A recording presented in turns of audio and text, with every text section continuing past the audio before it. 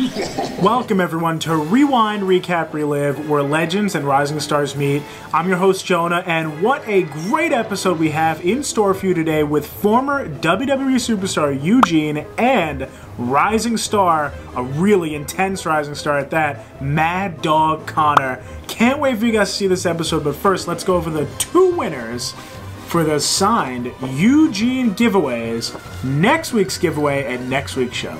So who are those two winners for the signed Eugene 8x10s? Well, you got Nick Arras, here's one for you, and Manly Moy.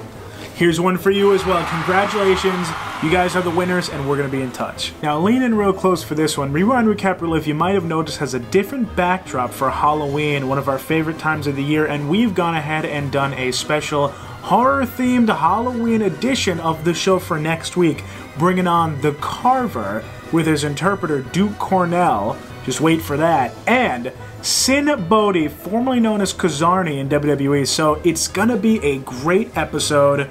Don't watch it alone. And you have the chance to win some of the fearless leader of Freak Show Wrestling, the Warlord of Weird, Sinn Bodhi's merch. This shirt right here, actually, sticking with that Halloween theme, of course. And unlike our past giveaways, this shirt is not going to be signed. You can actually send me your size wherever you are when you do win, and you can rep the Warlord of Weird this Halloween. So all you have to do is comment hashtag R3giveaway down below in this interview. That is hashtag R3giveaway down below in the full Eugene and Mad Dog Connor interview, and you can be a cinnamon muffin this Halloween. Everything is taken care of. All you guys have to do is please subscribe to the channel. Tons and tons of content. We're going to keep pumping it out. Keep your eyes open for that. Next week on the show, again, Sinn Bodhi, the Carver, Duke Cornell. What an interesting episode, but I guarantee you're gonna love it. Definitely watch Home with Friends. I highly recommend it. Like this video, share it around, hit that notification bell, ding ding ding, you will not miss a thing. And most of all, please enjoy Eugene and Mad Dog Connor.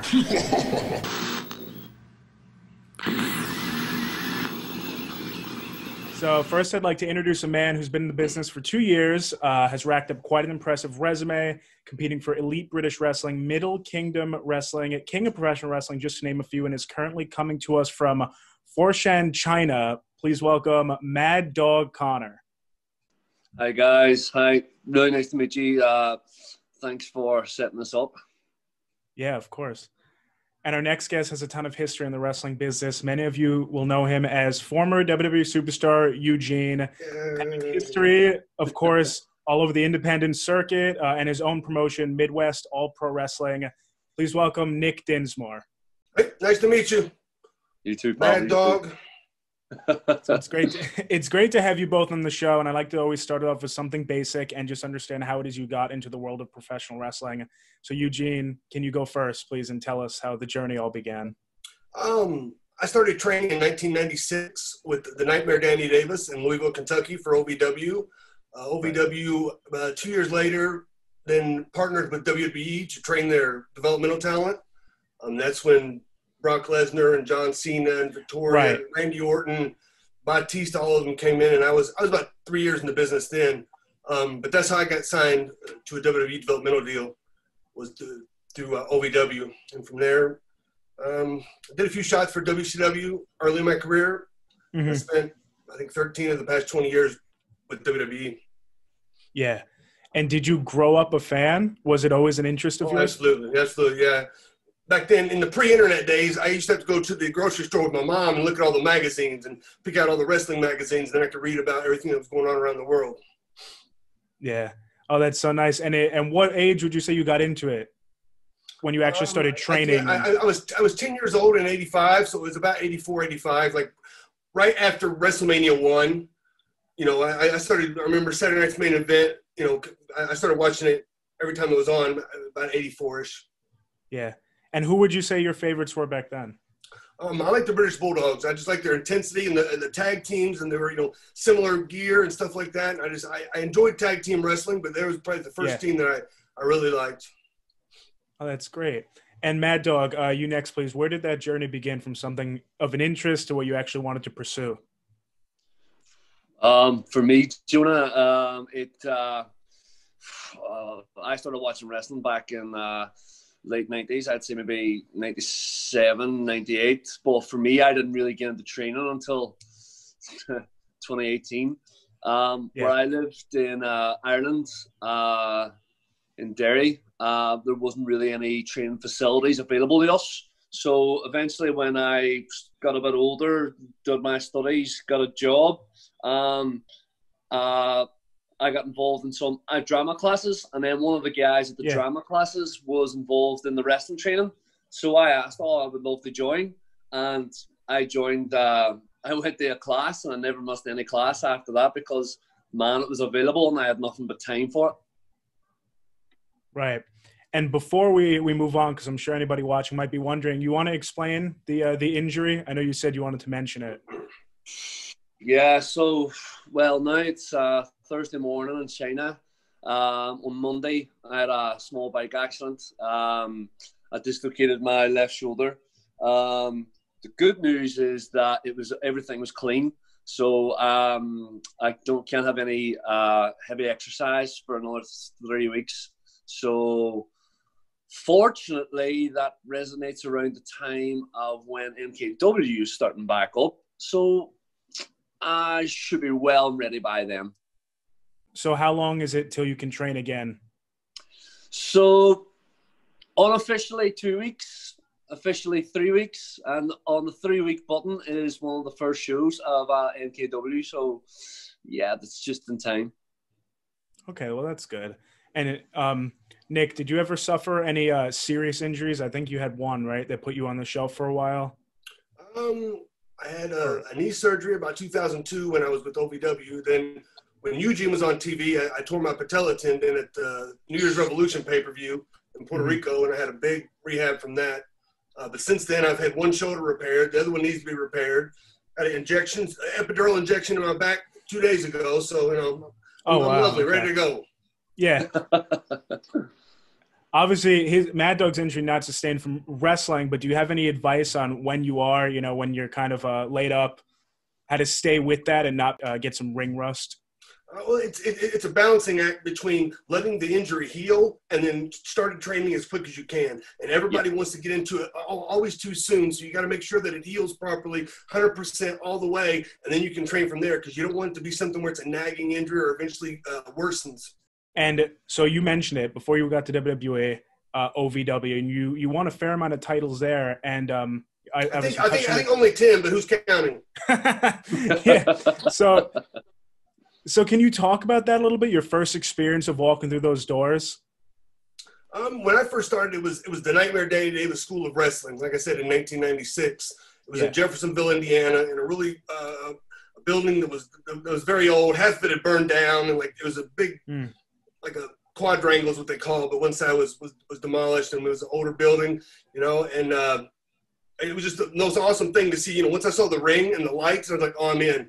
I was 18 years old when I first went in and checked it out. I signed up finally when I was 19, and I started wrestling. I wrestled for the USWA, the Memphis promotion, before it closed down. And then I got to wrestle for WCW. All the same time I was wrestling for OVW.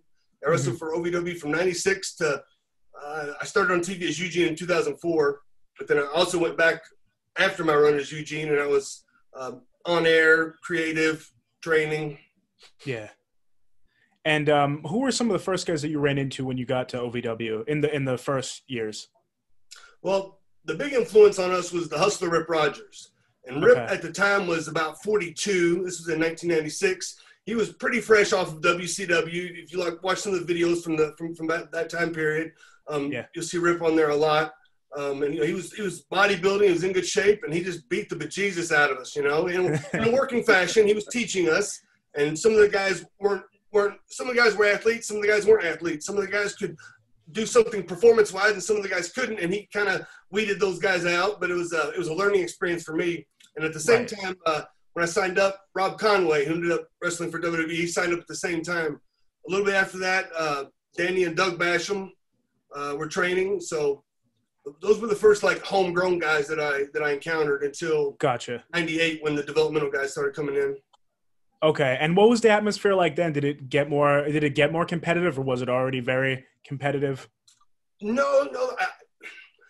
because it wasn't until right before we started getting the developmental guys that we knew anything about WWE was going to partner. So we were all just a bunch of guys wrestling in Jeffersonville, having fun.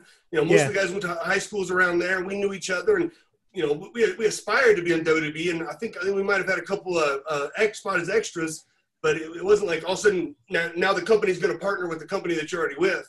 And when that happened, as the developmental talent who were much, much better athletes than most of us. And these guys were like world-class athletes.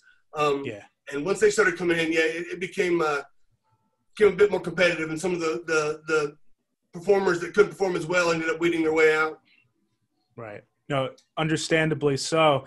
And so do you remember the first time you met some of those guys that you mentioned earlier, like that the famous class of 02, as people call it, Batista and Lesnar and Cena? Do you remember when they first went through those doors? Because you were there before them, right? Yeah. And as they came in, I had a hand in the training. I was in the ring working with them. Danny Davis was the coach outside the ring. But a lot of times, as we were transitioning from that small building in Jeffersonville to the building OVW has now, which is a much better building in Louisville, there was a transition where I was doing a lot of the training myself. Rob Conway did some of the training as well. But for that time period, like Rico Constantino was the first guy to show up, and which was Chuck and Billy's stylish Rico. But Rico was a tough dude, man. He was on the American Gladiators. He won the American Gladiators. Walked on and won the American Gladiators. He was a bodyguard for Kiss and for the Faith Healer Benny Hinn. Oh wow! I mean, he was like after 9/11 happened, the air marshals went to him and wanted him to fly on the planes in disguise. I don't think he ended up doing it, but he was a cool. He was the first guy. That's amazing! Wow. And then there was a guy that was 7 foot tall. There was a lot of guys that came that didn't make it. There's a huge bodybuilder named, I think, Dave Nelson. Big Russ McCullough came. But then we got Brock, and we got Batista. Randy came. Cena came. And it was like Victoria was another one. Shelton Benjamin was one of the first ones, too. And these were just a class of athletes that were way ahead of us. But we were the ones that had a little bit more knowledge, so they were the ones in the ring with us. And that's how, when Cornette came down and started writing the TV, that's how he paired it. The guys with a little bit of experience take the guys with less experience, and let's have a little match. And Cornette was good enough to write the TV to make it interesting, and it was a magical time. Yeah, no, it sounds like it. It really does. They released a Ruthless Aggression documentary. I don't know if you saw it on the network, and they talked a bit about OVW with some of those stars. And I think it was Brock Lesnar who just wanted to go straight from OVW to main roster, like he didn't want to stick around very long. I mean, none of the guys really wanted to stick around very long. They were from Louisville. I was from Louisville. Some of them had families. Some of them, and it wasn't that OVW was a bad place, but they wanted to be on TV because that's what they signed up to do. And I don't think there was ever any some guys got upset and there was a little bit of animosity, but it was more like, I want to make it. I want to be the next one on TV. There's going to be a spot open up in the next 2 months, and I want that to be me, But, Brock didn't necessarily like talking to the fans. And the smaller independent shows are very fan-friendly. I mean, you're right there with them. And I don't believe that was one of his more favorite things that he ended up making his way there. But the way you're talking about it, it's as if you're almost reliving the way the times were then. And as I say, I think with Brock's kind of way he is, just with fans. But as I say, back then, and this is kind of the attitude I bring to it now. It's that kind of old school attitude where right, that's it. It's my opportunity now. I've got to go for it. I've got to work for it. Rather than hold on a minute, I deserve this. I've done this. I've done that. It's for me, just on that, just a question based just on attitude. No, I'm only doing this over 2 years. I'm still very fresh-faced. I think some people call it a green guy. But my attitude is still the same as when I started. For me, it's not about for what I deserve, but it's for what I got to do to get to where I want to be. Would you say that's the right kind of attitude, or is there anything that? Yeah, absolutely. I mean, you need to be able to take any task that they give you. You have to be able to be, okay, we want you to be an announcer tonight. I can be an announcer. I can be opening match babyface. I can be an opening match heel. I can be a top babyface doing comedy or serious, heel, comedy, or serious. I can do any job because I'll drive the truck if you want me to. I just want to be a part of this tour that goes around that was WWE. I feel like that's everybody that gets into pro wrestling. That's the ultimate goal. You know, Yeah. I feel like that's where everybody, you know, there's stepping stones along the way, things that you want to achieve as your career grows. But that's like, you know, at the very end, you want that one. And I think that attitude to be able to say, you know, I'll do whatever it takes. You know, there were some guys that turned down the spot as the cheerleaders, the spirit squad. Yeah. There were guys that said, no, I'm not going to do that. Yeah. You know, and it's like, this might have been your one shot, you know, and you're going to turn it down. Yeah, that's just a foot in the door. That's all you need. Yeah. Absolutely. And Mad Dog, I want to get to you now. And towards the beginning of your career, you just mentioned your mentality. And how was it when you actually got in the ring and took that first bump? Did you take to it like very well wrestling, or did it take a little bit? Or was it a learning curve? I took to it quite well. I had a little bit of a background in mixed martial arts, so like BJJ. Obviously, you got to know your break falls, so it was no problem. And you know, I suppose it's a bit of like my athletic background. I take to things quite quick. If I've got a passion for something, try and stop me.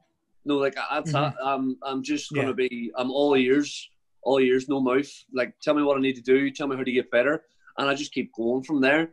Oh man, it was just like the adrenaline just kept me going. As I say, when I got into it, like the first month, after that, I had more free time. I was able to travel around, go to sessions all around, get my name recognized out there, and that was just for training. Because I know, obviously, being older than some of the guys out there, I had to pick up fast. I had to be able to, right, for where I want to be, for where I want to achieve my goals, man, I got to pick up fast. I got to get my name out there. I got to speak to trainers. I just got to just keep pushing. Yeah, no, exactly. And Nick, what about yourself? Was it easy at first? And do you have any advice for someone who may be facing a little bit of trepidation? No, definitely get your name out there as much as you can. But when I started, it was a different world, you know, because I see a lot of guys today that really, and I think wrestling has benefited from this, that put everything into having the match that they have when they go to their show. I see guys that, you know, they're not doing weekly television is what I'm saying, where we were doing towns every night and the wrestling was good, but it was all trying to get this weekly angle over on TV. I feel like guys now are doing not necessarily less TV, but just more, this is a big show I've got, this is a big match I've got coming up. And at the time, you know, my thing was I had to try to get into USWA. That was my first stepping stone. You know, and I wrestled for them just a little bit. But it was the same thing. You got to get out there. You got to meet guys. You got to shake their hands. Hey, you know, we used to have to take the VHS tape to the promoter. Here, please watch this. Much easier now. You can just zip them an email and say, hey, here's my YouTube channel. But you just, the squeaky wheel gets the oil. That's what I tell all the guys. You got to get out there and get your name heard. Mad Dog, I want to go to you now. So you've wrestled for a slew of promotions, as we mentioned. Did you find it easy to get your name out there? Was it word of mouth that got you into each of those, or?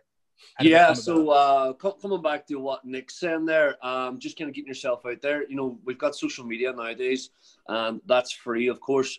But with all that, with it being a good resource tool, man, you've got to keep on it. You've got to keep on it. I spoke to some of the guys before they were signed with WWE NXT, and their advice was mostly, you've got to feed social media. You've got to feed people. It doesn't matter like what level you're at.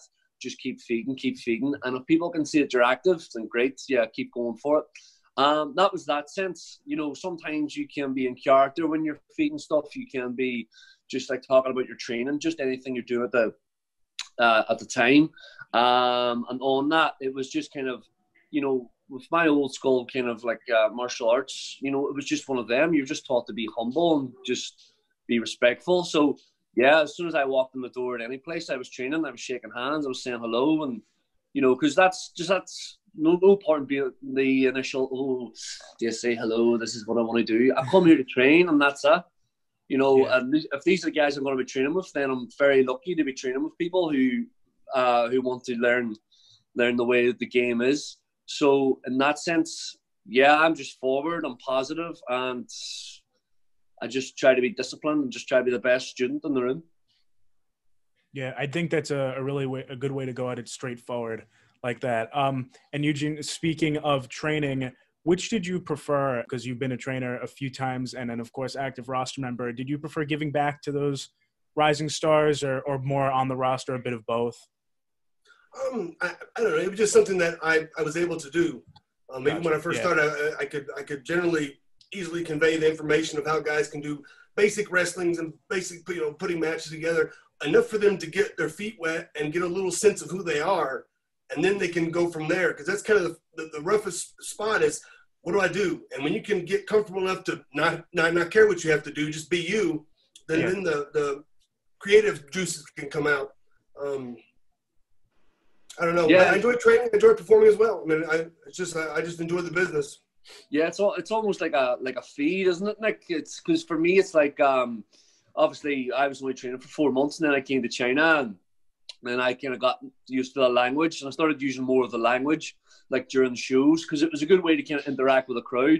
Whether you're a babyface, whether you're a heel, I just feel sometimes as if obviously during certain spots that you interact with the crowd, you kind of know what to how to feed off the crowd. Absolutely. You got to be able to fill the room. You got to be able to know your audience, and you got to be able to find out exactly what they want to see. And then it's just tease it, and then give it to them. It's a pretty simple formula. Yeah. Mad Dog, what is it that led you to China? Was it wrestling? At the time, Jonah, it wasn't wrestling, unfortunately. There was a good job that came up at the time. But I'll never forget when I went and spoke to my trainer, Andrew Hogg. It was almost like I was breaking up with a long-term relationship, even though I was only there for a short time, because I didn't really know much of what the scene was like in China. But he put me in contact with Sam Gradwell. Sam Gradwell was out here for a little bit of time, and Sam set me up with Ho Ho Lun. So I started speaking to the guys. They got me in contact with everyone. I started training out here. It's certainly a different kind of training. It's kind of almost like Japanese style. So again, having a bit of martial arts background, that certainly helped. And from that, again, there's not been as much training on now, of course, for typical reasons. But I said that was just my kind of way back in. And just kept going ever since. And I don't think, from the people I've had on, I don't think it's typical to have wrestling experience in China, being in your position only a few years in the business. So you kind of touched on it briefly, but what would you say you learned about the wrestling culture in China? What differs most from other places you've wrestled? Yeah, so here's just like your basic no pain. Like you talk about basic break falls, just your typical like back break fall for here. Us guys are like jumping up way up in the air and just doing like a break fall. Just anything is kind of like where you just never know that what might happen. You just kind of got to go that extra bit. And it's obviously over here, like some of the littler guys, they got big hearts without a doubt. But you just got to keep going, almost until it's like a reflex. So obviously in that sense, there's a lot of neck training. Definitely very thankful for all that. But there's not enough of, typical aspects for what like Nick was talking about, like things for like being ready for TV, being ready for interviews, being ready even for like social media. Because it is kind of like its own little world over here. One other thing about that is that promotions sometimes kind of come up and come down, because so much money can be made here that also so much money can be lost. So the only ones that are kind of long-standing now are like MKW, Middle Kingdom Wrestling, KOPW, Kingdom Professional Wrestling. Other ones just kind of like going up and down. Hong Kong, Ho Ho Lun's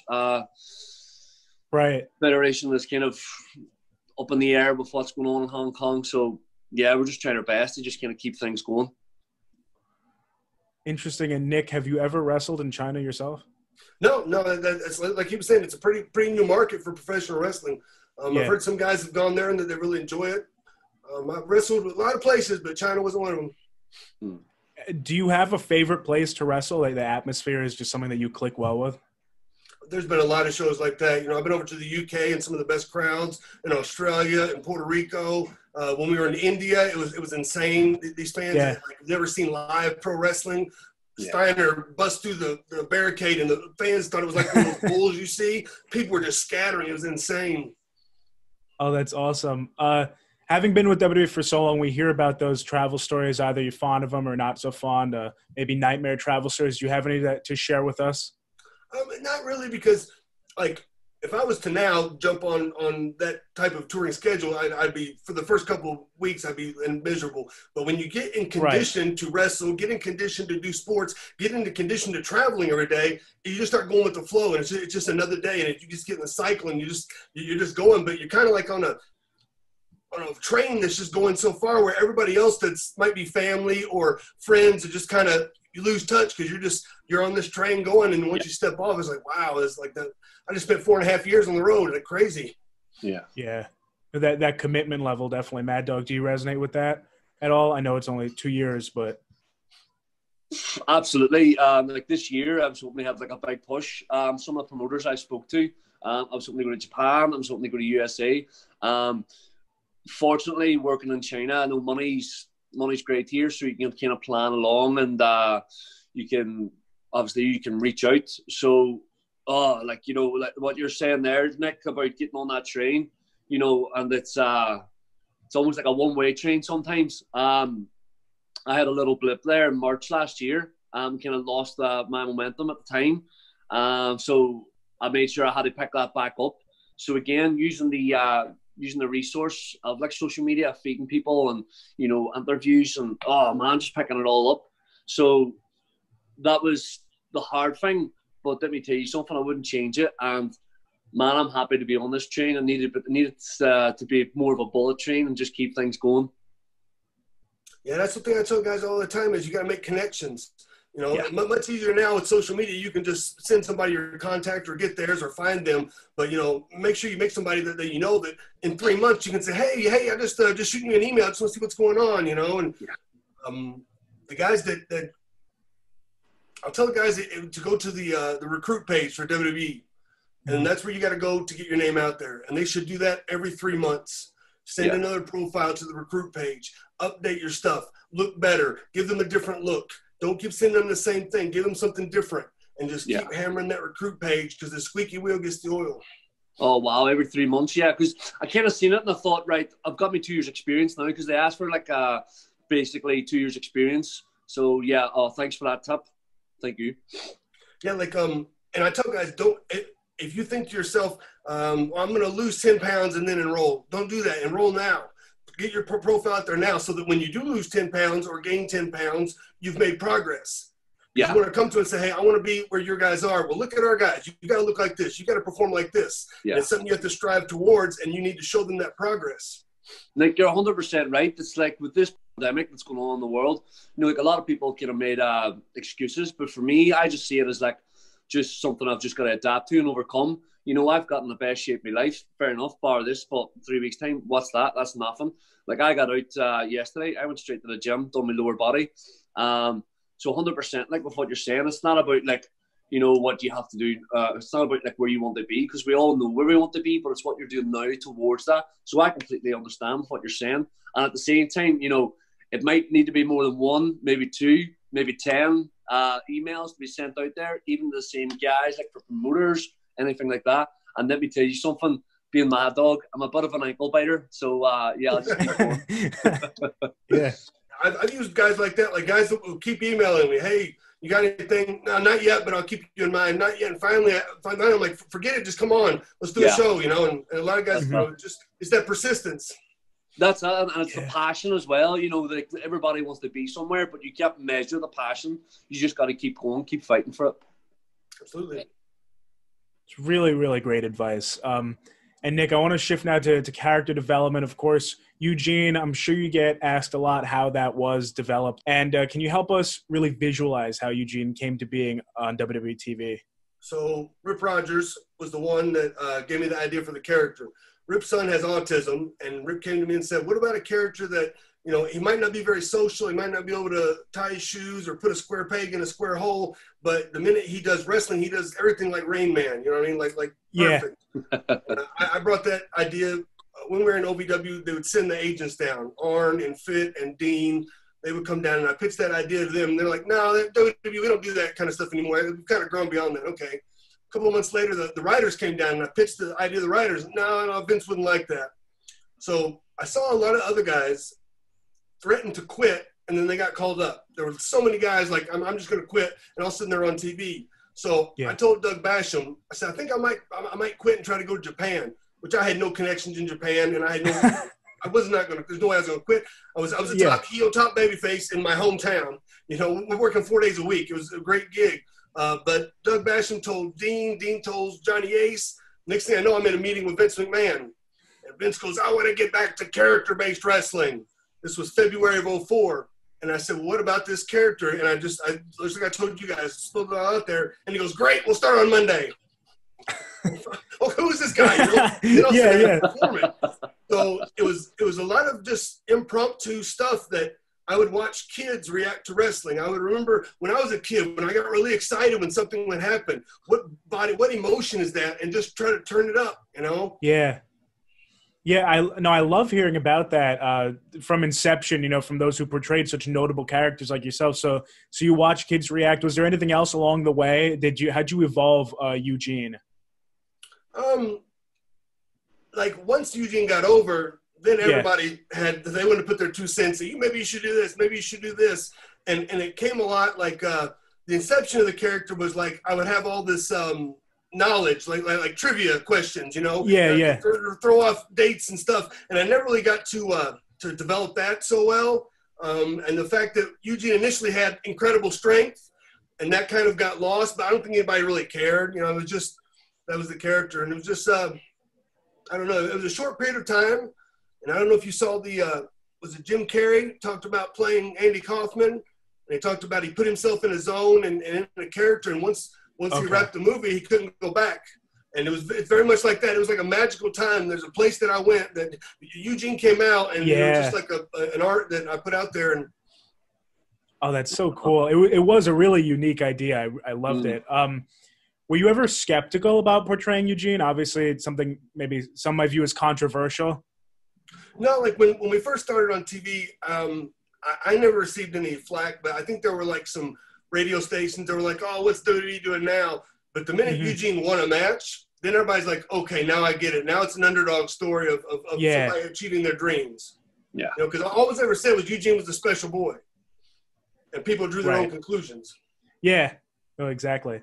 Do you have any advice? Well, first I'll go to Mad Dog on your character development so far. You've developed this Mad Dog persona. What is it that you want people to feel when they watch one of your matches? Oh man, first thing is the energy, absolute energy. You know, whether being that face or heel, you know, well, as soon as your music starts to hit before you come out, man, there's nothing better than just like, as I say, having your name announced and just coming out there and just, as I say, no matter like how big the crowd is, when you get that pop and like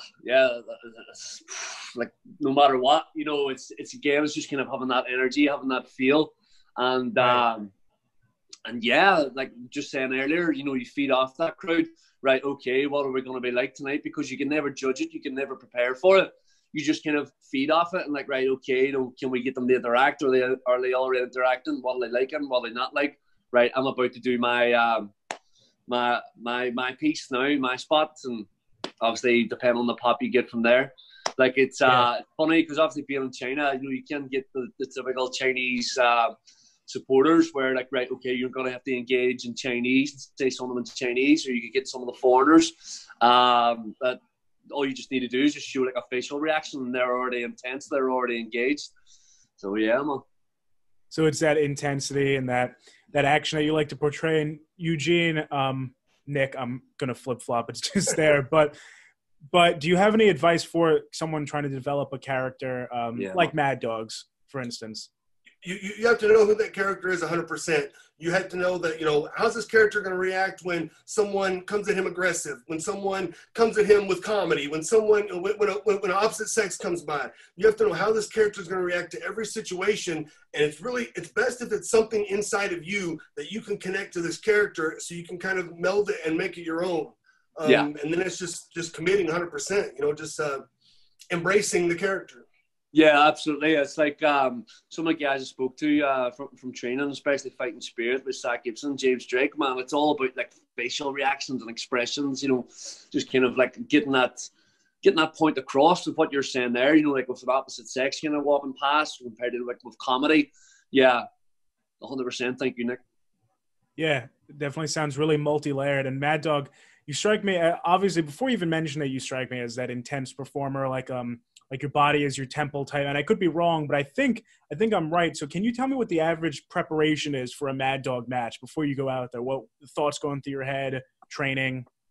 Oh man, like let me tell you something. It's like if you tell me to be somewhere at a certain time, I'm probably going to be there an hour, maybe 2 hours before, just simply because Yeah. it's just the professionalism that resonates with everyone, you know, especially starting out. Whether it's a new promotion or just the same one that you're with, you kind of want to be with all the guys there. You want to help set up.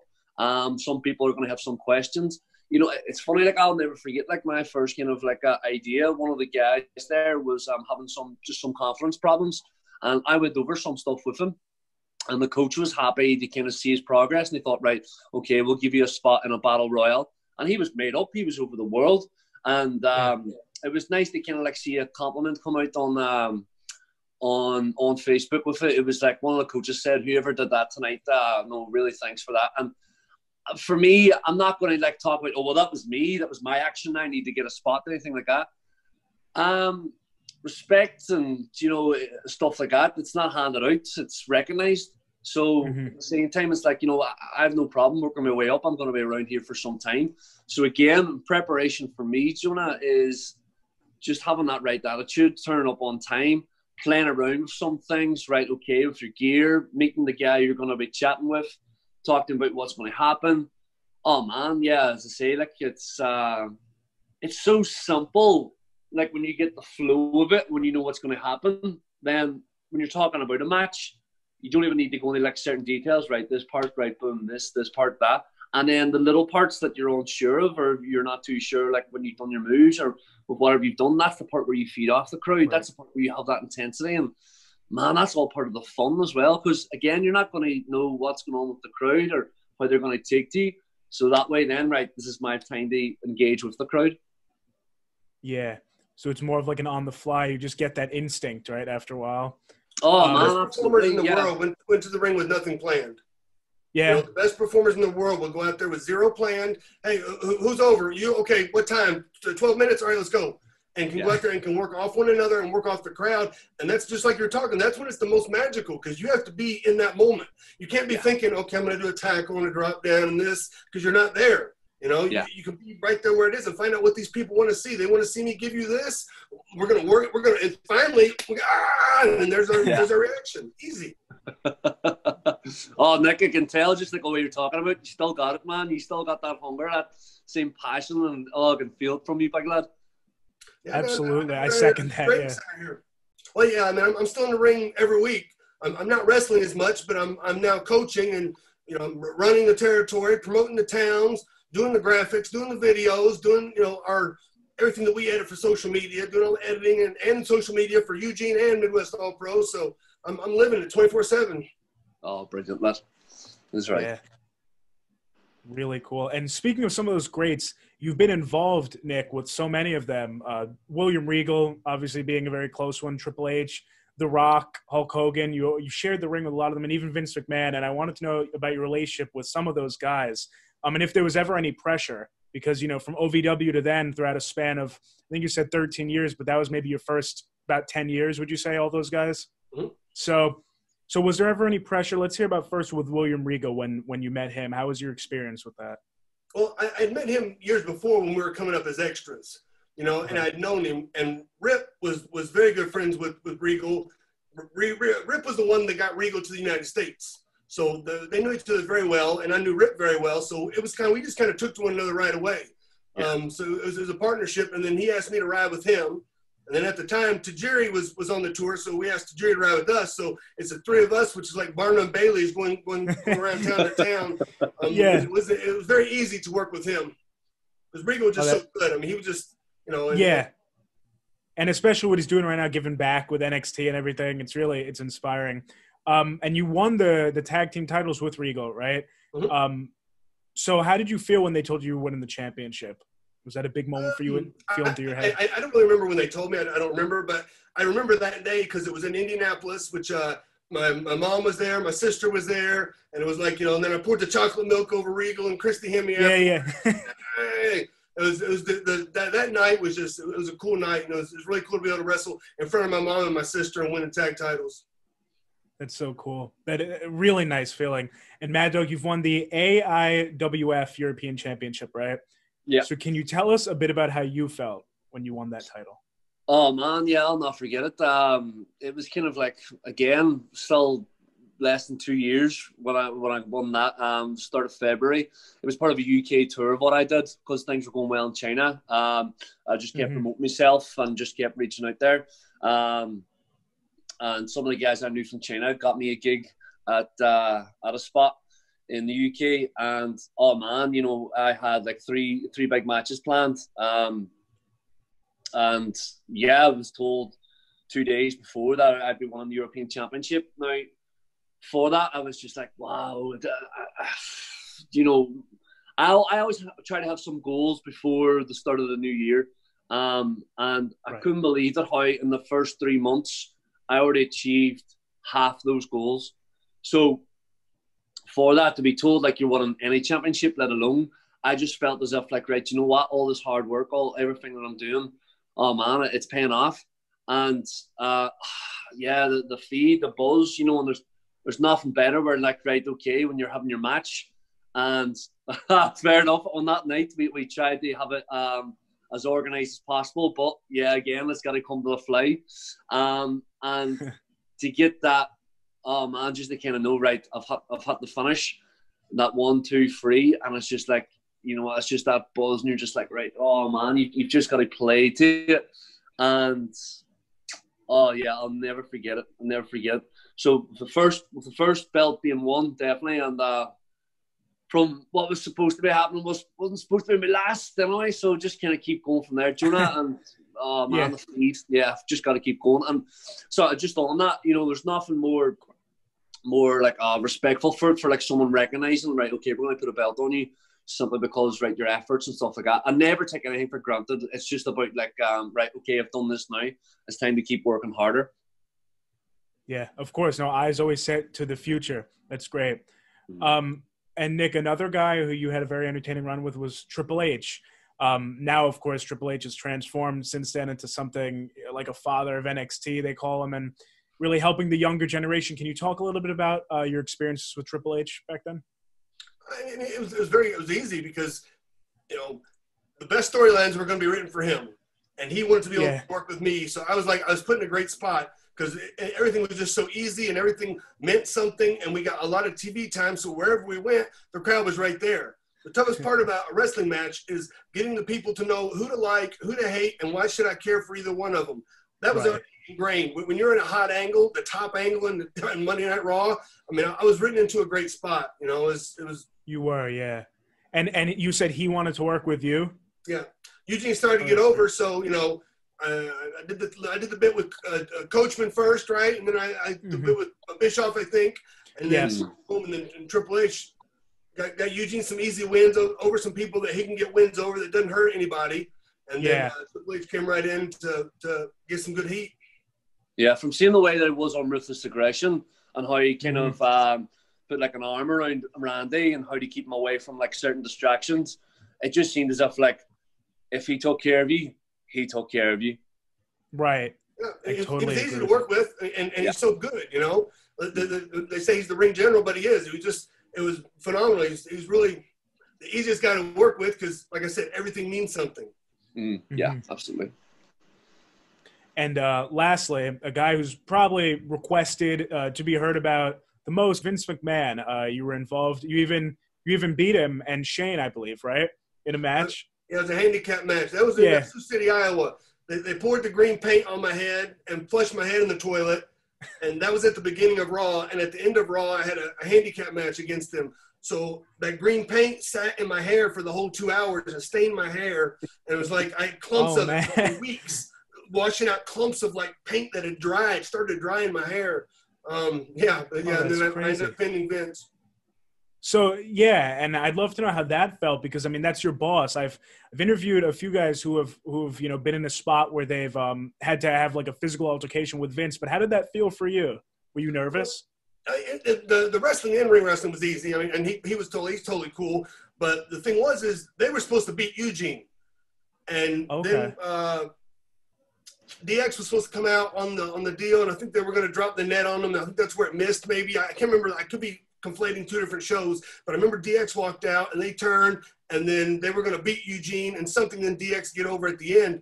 And Shawn Michaels was like, well, if you're going to do all this stuff to him, put his head in the toilet, put paint in his hair, beat him up, and then Eugene needs to win. So like, oh, yeah, I guess you're right. So then they just said, we'll just do the quick schoolboy, and I was out the far side. Yeah. It was Shawn Michaels that stuck up for me.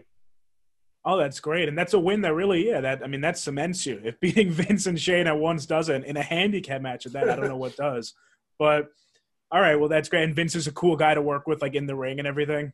Yeah, like we just did the schoolboy. Really was it? Was just the pin, and he, another story on him when I injured my knee and I went to Birmingham to have knee therapy was the same time that he at the Royal Rumble had his 2 knee injuries. Yeah, and he went to Birmingham to have the surgery. So I was on my feet then. I was off crutches, and I just walked into his hospital room like the day after his surgery. I was like, hey, I just want to let you know I'm in town, and if you need anything, I'm sure he had people there, but I just wanted to say, and my one regret I have is I didn't put a chair next to his bed and just talk his ear off until he made me leave. I was so nervous, and I was like, and I slipped back out. I should have just sat there and I wanted to just talk to him, pick his brain, and just, he wouldn't be able to go anywhere. Exactly. Yeah, he wasn't going anywhere. That's nice. You still got to work with him the way you did, though.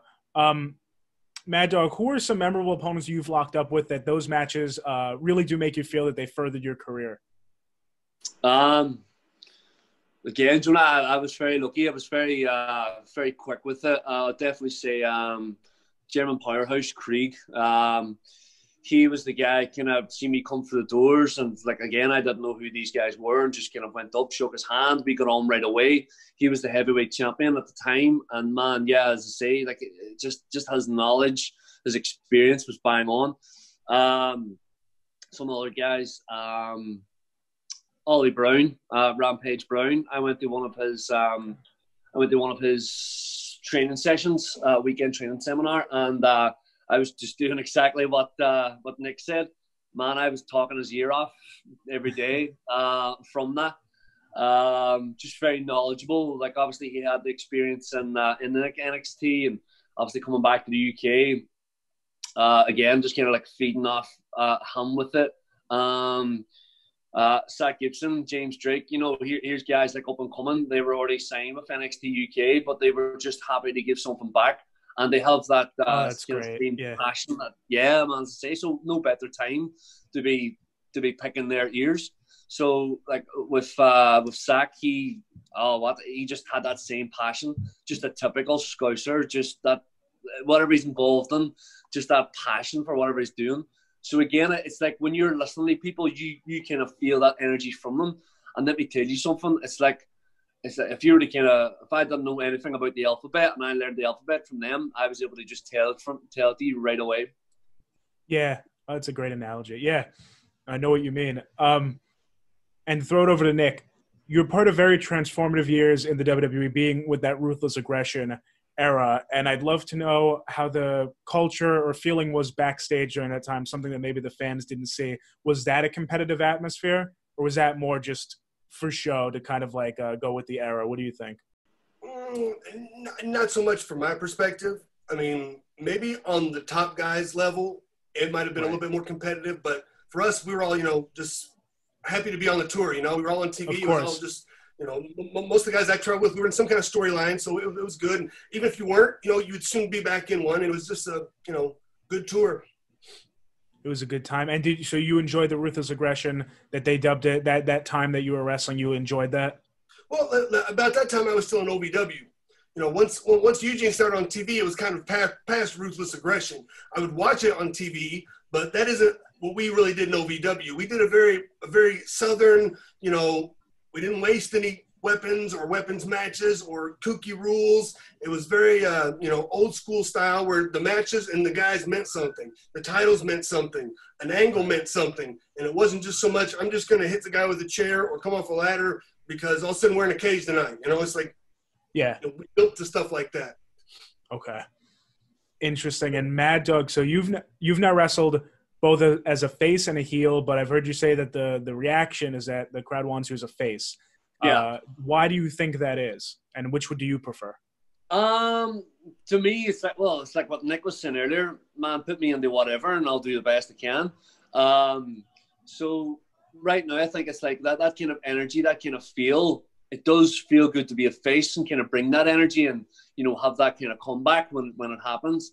But then the good thing as well about being a heel is that you can play more with people. You can pick the parts of the match. It's almost like when it comes to, let's say, a dance, for example, you're sometimes going to be the leader. So yeah. I certainly learned a lot more from being a heel. And I'm just about to try new things out. I'm always asking for feedback. Whether it's good feedback or not good feedback, I'll just I'll just take it and see what works with me. And so, yeah, I'm looking forward to these next shows coming up to try out a few new things, a few new, just little spots.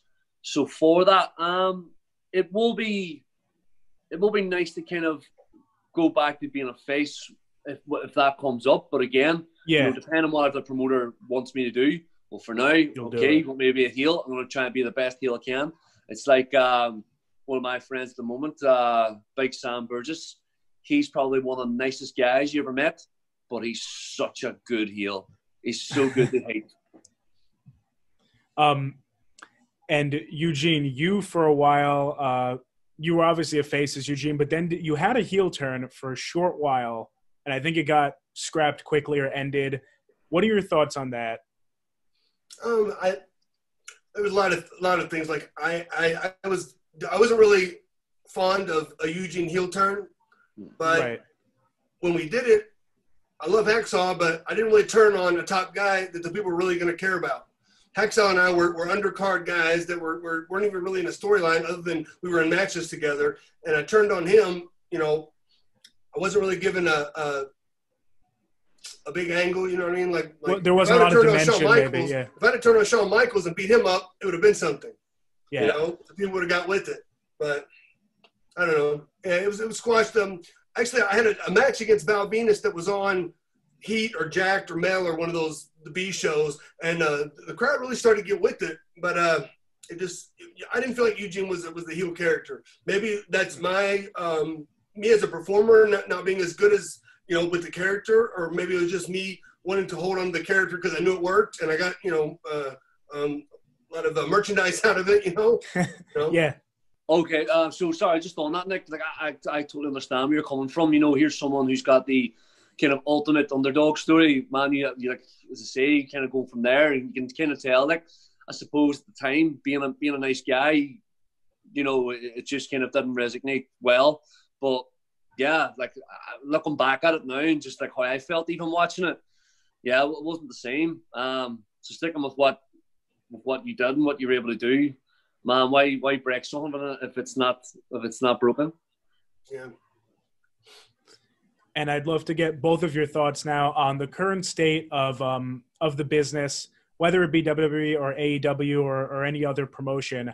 Eugene, you first. What do you think? How do you think professional wrestling is doing right now? I think it's doing great because it's on so much, and there's still a market for it. It's expanding around the world, and the market's just growing. It's in my opinion, it's a very good time. The dark times are over, and the good times are here.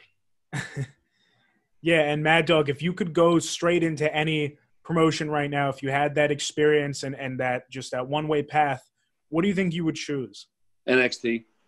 NXT. Put it out. Yeah, just the matches there, man. As I say, like, no, I'm not bothered about like any ladder or anything like that. But if you're giving me a free pass, oh man, NXT, all guys there, shapes, sizes, everyone's performing, everyone's bettering themselves. Some of the matches there, like sometimes I prefer watching, just NXT compared to anything else because it's just about the wrestling. And yeah, man, like, no, if there's one person I've spoke about in the past about who I'd love to get in the ring with, it'd have to be Finn Balor. Not just because we'd be countrymen, but just because of just how he is, and just, yeah, it's like watching his matches in the past. Oh man, they just kind of like, yeah, NXT. So it would mesh well, you and Finn Balor. Nick, having your own promotion as you do now, can you give us some names of some rising stars that you have your eye on, or that you have perhaps lent a hand to in their career? Oh, I've got a huge crew of guys right now. Yeah. Got local guys like Brandon Nitro. I've got the Monstar, Jesse Shower. I've got one student from Bosnia, the Bosnian Bruiser. I've got one student from Kenya, Africa, the African Prince Ali. I got guys that are, oh, let me shut this window. Airplane going by. Man, I got a whole crew of guys, and they're all hungry, and a couple of them have had some tryouts, but we haven't got anybody signed yet, but that's what we're trying to do. Yeah.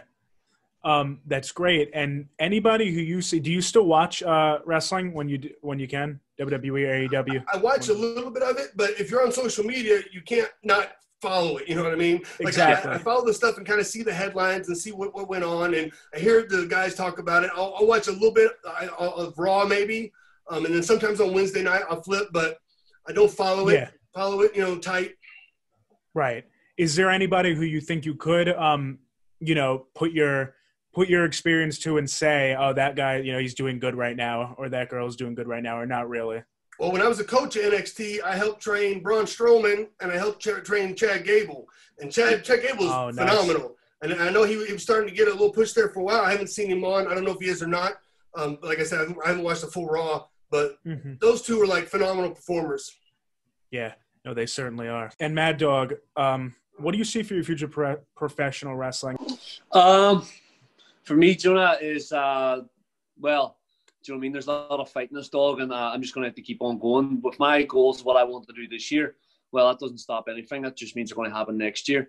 And like I said, like I've gone the best shape of my life. I'm just going to keep pushing from there. Like, you've got to be ring ready. There's a lot of ways people see that as being different. But yeah, man, like I've got some good promoters, got some good contacts. I'm always biting ankles. So for next year, for me, I really still want to push for US, for Japan. Again, like being in China, Japan's only around the corner. Right. I've got a guy there who's doing quite well. He's out with an injury himself at the moment, but still very young. But again, great pair of ears. The US, and obviously the great thing about this title that I've won, fair enough, AIWF, Allied Independent Wrestling Federations, they're touching on the bit of everywhere. So Matt there's put me in contact with a few people. He knows a few good contacts. So for me, Jonah, to summarise, the journey continues. It absolutely continues until I get to where I feel that I'm satisfied. And yeah, it's not easy for me to be satisfied. So it's a really good mentality. And Eugene, for you, lastly, do you have any wise words for Mad Dog in his future? Please. Just like I said, man, the squeaky wheel gets the oil. Keep your name out there. Keep throwing it out there, and have a different look, a different character, a different attitude that you can show them these playing cards. I've got this heel. We've already got one. Okay, I've got this baby face. Maybe I've got this comedy guy. There it is. You know what I mean? Be able to adapt to any situation. Be like Walter. Is right. Cheers, Nick. Thank you. Oh yeah.